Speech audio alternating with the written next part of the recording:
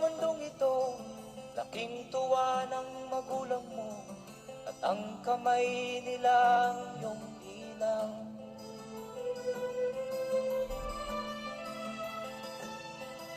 At ang nanay at tatay mo'y di malaman ang gagawin, namasdan pati pagtulog mo.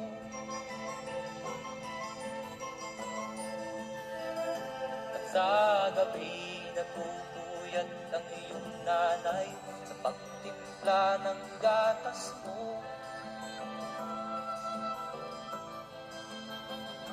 At sa umaga na may kalong ka ng iyong amang tuwang-tuwa sa'yo.